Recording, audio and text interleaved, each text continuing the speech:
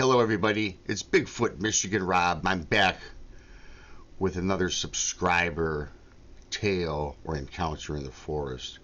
Before I get started, thanks to everybody that watches these videos. I hope you enjoy them as much as I enjoy putting them out. Beyond BMR@gmail.com if you want me to read your encounter on my YouTube channel, Bigfoot Michigan Rob.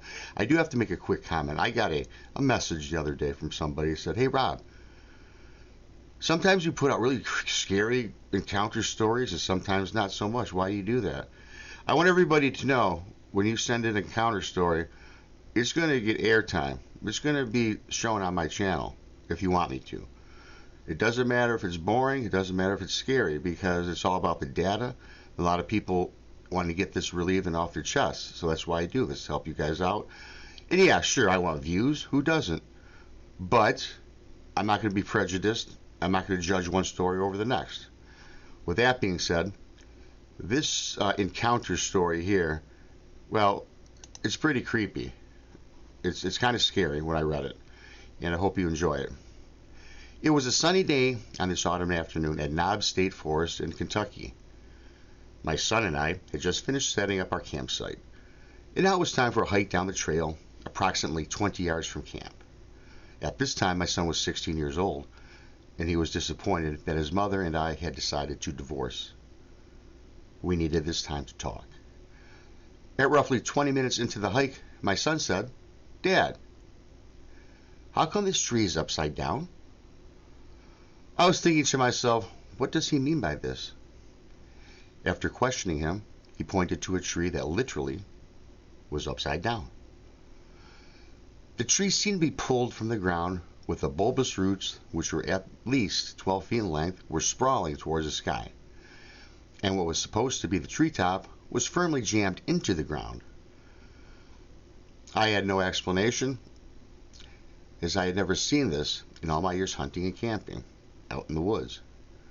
This was not an act of Mother Nature, and it looked as though somebody or something had done this.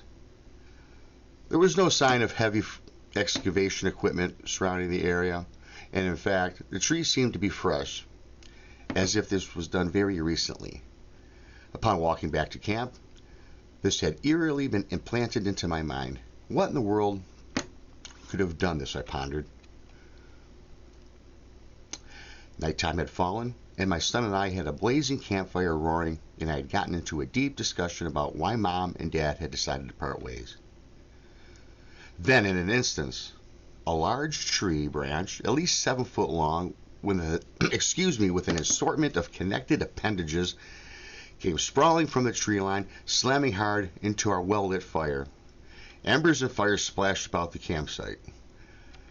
Thankfully, the fire did not spread. The glow of the fire and embers was red hot and smoldering, as my son and I had haphazardly stomped on the coals in an attempt to extinguish them.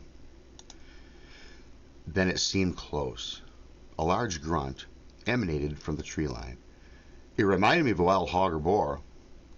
However, the depth of the vocalization was not that of either. Not an animal.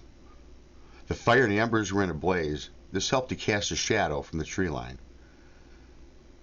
At this tree line, a shadowy figure. It seemed to be as tall as the trees, ominously stood in the foreground.